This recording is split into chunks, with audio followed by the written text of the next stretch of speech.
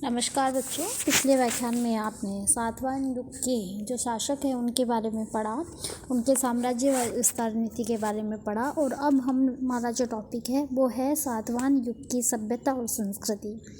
सातवाहन नरेशों के शासन में दक्षिण में सभ्यता और संस्कृति के क्षेत्र में बहुत उन्नति हुई। उनके शिलालेख, मुद्राएं तथा तत्कालीन साहित्य से हमें जनजीवन के संबंध में महत्वपूर्ण जानकारी मिलती है। पहला हम लिखते हैं सामाजिक जीवन। पहले भी मैंने बच्चों आपको बताया किसी भी शासनकाल का सामाजिक जीवन उसके परिवार से उसकी शुरुआत होती है। उसका रहन सहन, खान पान, वस्त्र जो है वो इसके सामाजिक जीवन में आते हैं। सातवाहन काल में शक एवं यवन भारतीय समाज के अंग बन चुके थे। समाज में चारों वर्णों का अस्तित्व था। सातवाहन राजाओं के अभिलेख में ब्राह्मण, क्षत्रिय, वैश्य तथा शूद्र का उल्लेख मिलता है। उस समय व्यवसाय के आधार पर कई उपजातियों का जन्म हो चुका था, जैसे हालिक तथा गोलक। वैदिक परंपरा के अनुसार वृद्ध पुरुष परिवार का मुख्य होता था, जिसे कुटुंबिन कहा जाता था। परिवार के सदस्य कुटुंबिन की आज्ञा का पालन करते थे।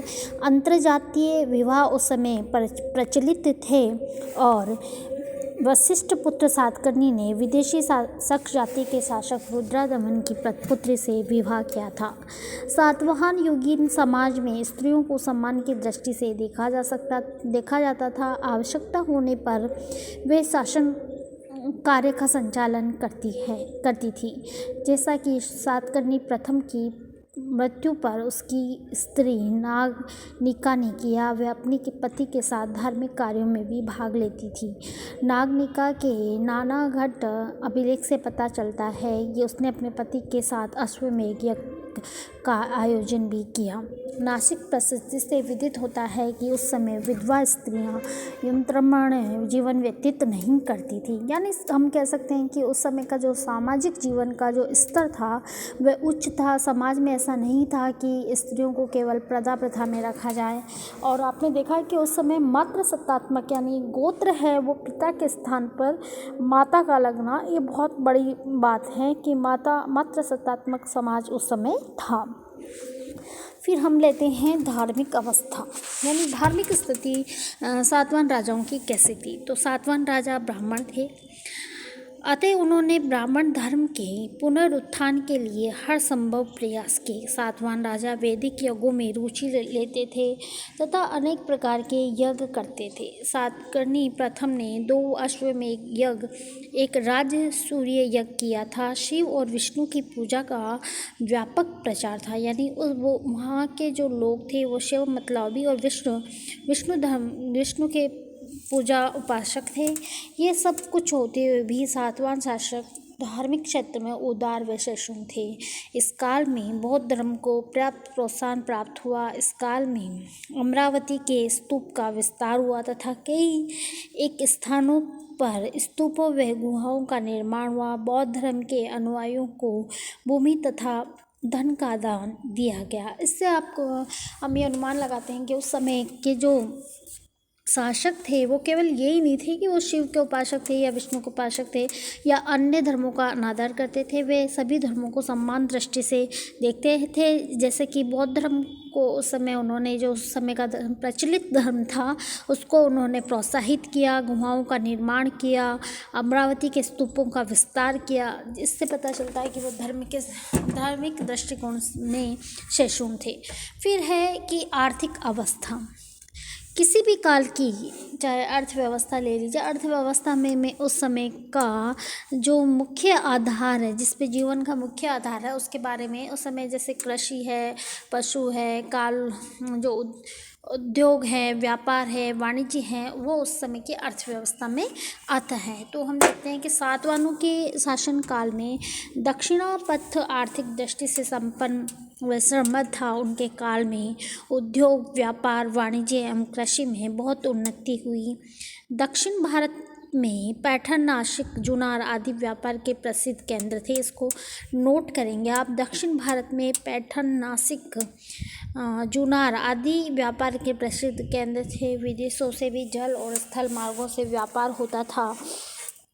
बड़ोच, सोपारा तथा कल्याणी उस समय के प्रसिद्ध बंदरगाह थे। बच्चों आप नोट करेंगे इस चीज़ को, कई बार पूछा जाता है कंपटीशन एग्ज़ाम में भी और वैसे भी एग्ज़ाम प्रतियोगिता और उसके अलावा आपके जो मेन एग्ज़ाम है उसमें पूछ लिया जाता है। सातवाहन कालीन प्रमुख बंदरगाहों के नाम लिखिए या मौर्यकालीन प्रमुख बंदरगाहों के, तो आपको याद होना चाहिए कि सातवाहन कालीन प्रमुख बंदरगाह थे भड़ोच, सोपारा तथा कल्याणी उस समय के प्रसिद्ध बंदरगाह थे जहाँ से विदेशों को व्यापारिक जहाज जाया करते थे। व्यापारी लोगों ने अपने अपने संघ बना रखे थे और प्रत्येक संघ का मुखिया क्या कहलाता था? सेठी कहलाता था। व्यापार श्रेणियों का जो मुखिया है वो क्या कहलाता था? सेठी कहलाता था। इसको भी आप अंडरलाइन कर लें। सेठी आधुनिक बैंकों की तरह ब्याज पर धन का लेन देन भी करते थे। इस युग में सोने और चांदी के सिक्के प्रचलित थे।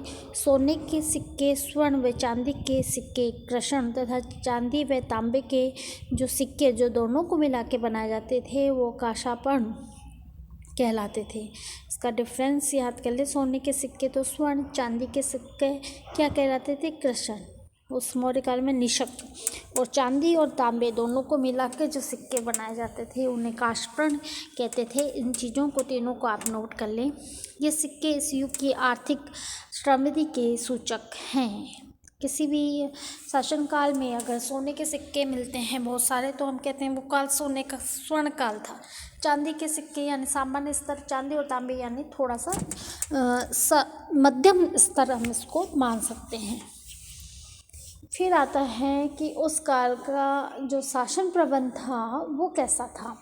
तो इसमें है सातवाहन शासकों ने राजतंत्र शासन प्रणाली को अपनाया। सम्राट का पद पैतृक था यानी वंशानुगत, एक गद्दी पे बैठा उसके बाद उसका पुत्र दूसरा गद्दी पे बैठा, परंतु प्रजा का पालन करना वे अपना कर्तव्य समझते थे।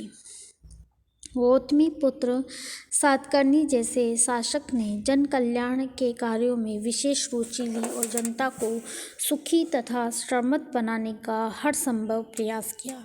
राजा के राज्य के कार्यों में सहायता व परामर्श देने हेतु एक मंत्री परिषद होती थी। उच्च पदों पर राजवंश के व्यक्तियों को ही नियुक्त किया जाता था। शासन की सुविधा हेतु साम्राज्य कई भागों में विभक्त किया गया। नगरों का शासन चलाने के लिए नगर पालिकाओं की समक्ष कोई संस्था होती थी। ग्रामों का प्रशासन ग्राम सभाओं द्वारा किया जाता था। गांव का जो मुखिया था वो ग्रामिक कहलाता था। देखिए आप कि यहाँ पर राजतंत्रात्मक शासन प्रणाली को अपनाया गया, लेकिन जो स्वरूप है वो जनत्रात्मक है। कैसे कि पैतृक है, एक राजा के बाद दूसरा उसकी गद्दी पर बैठेगा, उसका पुत्र या बंधु।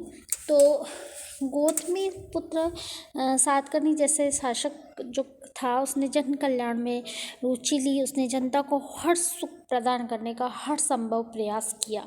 इसके लिए उसने शासन का विकेंद्रीकरण कर दिया। केंद्रीकरण से क्या कर दिया?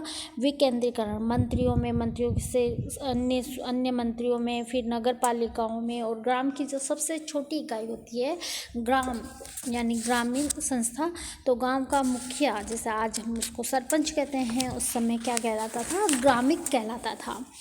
और अब आता है कि जो सातवाहन जो शासक थे वो साहित्य व कला में कैसे थे। तो सातवाहन काल प्राकृत भाषा के विकास का काल कहा जा सकता है। क्यों? क्योंकि प्राकृत उस समय की जन सामान्य की भाषा थी। अगर कोई चीज़ यानी कोई साहित्य है, मैं कह दूँ अगर आपकी मूल भाषा जैसे कोई हाड़ौती है, अगर आपको हाड़ौती में पढ़ाया जाए तो आपको ज़्यादा समझ में आएगा। वही बात उस समय में हुई। जो सातवाहन काल की प्राकृत भाषा के विकास का काल था, क्योंकि इस समय जो जन सामान्य की जो भाषा थी वो प्राकृत थी। हालांकि जो साहित्यिक जो ग्रंथ हैं वो संस्कृत में भी लिखे गए और अन्य भाषाओं में लिखे, लेकिन इन वंश के नरेशों ने प्राकृत भाषा को विशेष प्रोत्साहन दिया। सातवाहन शासक हाल ने गाथा सप्तशती, आप इसको नोट करेंगे। सातवाहन शासक कौन था? हाल ने गाथा सप्तशती नामक ग्रंथ की रचना की। प्रसिद्ध ग्रंथ वृहत कथा की प्रणयन की गुढ़ाई ने पेशाची की प्राकृत में सातवाहन राज्य में किया। व्रत कथा अब अपने मूल रूप में अप्राप्य है। एलन के अनुसार सर्ववर्मा ने अपने प्रसिद्ध व्याकरण ग्रंथ की रचना इसी समय में की। तो आपने देखा कि साहित्य इस काल में बहुत रचा गया था और साहित्य को संरक्षण भी प्राप्त कर दिया गया था। तो इसमें देखा सातवाहन काल की जो प्राकृत भाषा के विकास का काल इसको कहा गया। हाल में गाथा सप्तशती नामक ग्रंथ की रचना की। प्रसिद्ध ग्रंथ व्रत कथा की प्रणयन भी गुड़ायन ने पेशाची प्राकृत में सातवाहन राज्य में ही किया। तो यहाँ पर साहित्य और व्याकरण के ग्रंथों की रचना इस काल में हुई। कला की दृष्टि से भी सातवाहन युग बड़ा महत्वपूर्ण है। इस काल में अमरावती के स्तूप का विस्तार किया गया। इस युग में नासिक, काल, कैनरी आदि स्थानों पर चैत्यों का निर्माण हुआ। चैत्य में जो बता दूं, चैत्य है, विहार है, ये दो शब्द आपको बहुत सुनाई देंगे। ये बौद्ध धर्म से संबंधित है। चैत्य बौद्ध भिक्षुओं का जो पूजा घर होता था उसे चैत्य कहा जाता था और विहार उस संघ में रहने वाले का जो स्थान है उसको कहा गया है। तो इस काल में नासिक, काल, कन्हेरी आदि स्थानों पर किसका निर्माण हुआ? चैत्यों का निर्माण हुआ। इसके अतिरिक्त अल्लूरी, गोली, गुड़वाद आदि स्थानों पर नई गुफाओं तथा स्तूपों का निर्माण हुआ। स्तूपों पर सुंदर चित्रकारी की गई। चैत्यों की छतों पर, दीवारों पर रंग बिरंगे लेपों से चित्रकारी भी की गई। सहस्त्रों वर्ष व्यतीत हो जाने पर भी उन चित्रकारियों के विभिन्न रंग सुंदरता में आज भी अशून्य बने हुए हैं। तो देखिए, कला की दृष्टि से भी सातवाहन युग कम महत्वपूर्ण नहीं है। अमरावती स्तूप आपने बार बार इसका नाम सुना है। इस काल में इसका विस्तार हुआ और नासिक, काल, कन्हेरी आदि चैत्य स्तूपों का निर्माण किया गया।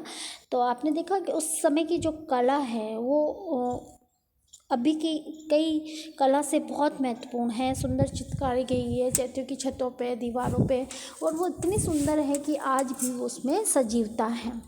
हम बात करते हैं कि कला की, उस समय की जो कला है, आज आपके सामने कई आर्किटेक्ट हैं, वर्तमान टेक्नोलॉजी है।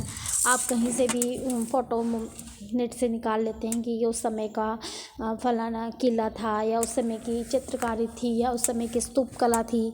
तो उस समय की कला जो है वो आज भी सजीव है। उस समय के जो कलाकार थे उन्हें कोई विशेष ट्रेनिंग अलग से नहीं दी गई थी कि आपको ये पढ़ना है। आज तो हम फिर भी कोई बच्चा जैसे ड्राइंग ले रहा है तो उसको पीजी यूजी कराया जाता है, उसमें उसको पारंगत बनाया जाता है, उसको ट्रेनिंग दी जाती है, उसके बाद वो अपना व्यवसाय खोलता है। उस समय ऐसा था ही नहीं। उस समय कलाकार सीधा अपनी कला का प्रदर्शन करता था।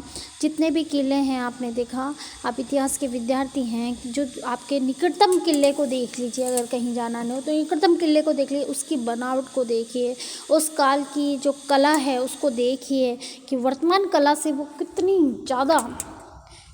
ज़्यादा मतलब उस समय की टेक्नोलॉजी कितनी पावरफुल या कितनी तकनीकी कितनी विकसित थी जो अभी नहीं है। आज आप कोई भी बिल्डिंग खड़ी करेंगे उसमें आपको समय तो कम लगेगा लेकिन गुणवत्ता उतनी नहीं है। समझ रहे हो आप, उसमें गुणवत्ता उतनी नहीं है। उसकी बनावट में भले समय कम लग जाए, उस समय ज़्यादा लगता था, लेकिन उनकी गुणवत्ता आज भी विद्यमान है। आज भी हम जब दक्षिण की तरफ जाते हैं या और कहीं पे भी, दक्षिण में क्यों, कहीं उत्तर पश्चिम पूर्व, उसमें कहीं पे भी हमारी जैसी कला कहीं नहीं है। और इतनी सुंदर चित्रकारी है, इतनी सुंदर नक्शेकारी हैं जिसकी जितनी प्रशंसा की जाए उतनी ही कम है। धन्यवाद।